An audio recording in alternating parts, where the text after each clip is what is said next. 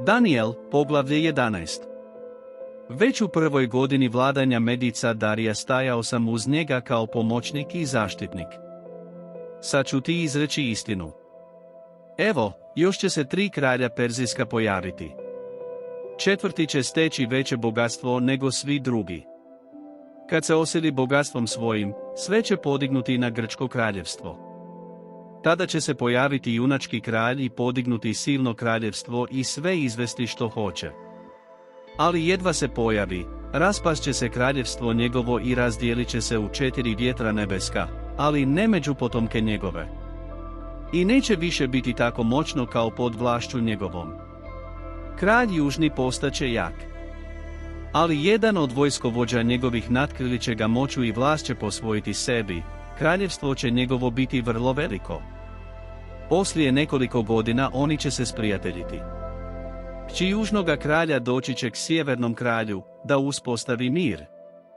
Ali ona neće zadržati jaku pomoć, jer oni pomoć njegova neće se održati. Dapače, ona će biti predana zajedno s pratnjom njezinom, ocem njezinim i pomoćnikom njezinim. Potom će od izdenka iz korijena njezina jedan ustati i staviti se na čelo vojsci, provalit će u tvrđavu sjevernoga kralja, napasti je i zauzeti. I bogove će njihove s lajvenim likovima njihovim, s dragocenim posuđem njihovim, srebrom i zlatom odnijeti u Egipat kao plijen. Godine i godine ostaće jači od sjevernoga kralja. Tada će ovaj upasti u kraljevstvo južnoga kralja, ali se mora opet vratiti u svoju zemlju. Ali će se sinovi njegovi naoružati i skupit će silne vojske. Oni će doći sve plaveći i potapajući i ponovno će u boju prodirati do grada njegova. Ogorčen izaći će kralj južni i ratovat će s kraljem sjevernim. Ovaj će podignuti veliku vojsku, ali će se vojska dati u ruke onomu. Pošto bude vojska uništena, ponijeće se srce njegovo. Pobiće 10.000, ipak se neće moći držati. Sjeverni će kralj opet dignuti vojsku, veću od prijašnje, i poslije više godina doći će s velikom vojskom i sa silnim blagom. U to će vrijeme mnogi ustati na kralja južnoga, i zlikovci od tvojega naroda podignuće se, da se po njima ispuni proročanstvo, ali će oni pasti. I doći će kralj sjevernoga kraljevstva, načinit će opkope i uzet će jedan tvrdi grad. Čete južne neće odoljeti, ni zabrane čete njegove neće se moći oduprijeti. Tako može onaj, koji je došao protiv njemu, činiti što hoće, a da mu se nitko ne opre. I on će se utvrditi u najkrasnijoj od svih zemalja. Uništenje je u ruci njegovoj. Tada naumi da sve njegovo kraljevstvo dobije u svoju vlast, sklapa s njim ugovor i daje mu kćer za ženu u zloj namjeri. Ali se osnova neće obistiniti i neće mu uspjeti. Tada će se okrenuti na primorske zemlje i mnoge osvojiti. Ali će jedan vojskovođa dokrajčiti njegovo ruganje i njegov vrak svaliti na njega. Tada će se okrenuti tvrđavama svoje zemlje. Pritom će se spotaknuti i pasti i zauvijek iščeznuti. Na njegovo će mjesto stupiti drugi, koji šalje nastojnika kroz najkrasniju zemlju kraljevstva svojega. Ali i za nekoliko dana bude umoren, a ne od gnjeva, niti u ratu.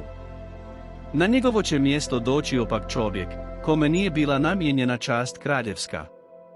On će doći iznenada i spletkama se domoći vlasti. Vojne sile bit će od njega poplavljene i uništene zajedno s knezom Zavjeta. I proti onomu, koji se udruži s njim, čini prijevaru. On će doći i nadvladat će unatoč neznatnim četama svojim. Iznenada će upasti u najrodnije krajeve u zemlji i počiniti zlodjela, kakvih nisu počinili ni oci ni djedovi njegovi. Grabež i plijen i blago razdijelit će među njih rasipno. Proti tvrdim mjestima smišljat će osnove svoje, ali samo još za neko vrijeme. Potom će podignuti moć svoju i hrabrost svoju proti kralju južnome s velikom vojskom.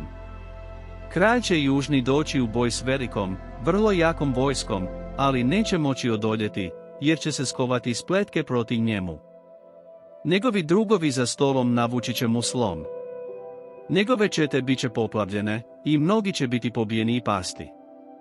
Oba dva kralja misle na prijevaru. Za jednim stolom sjede i lažu jedan drugome.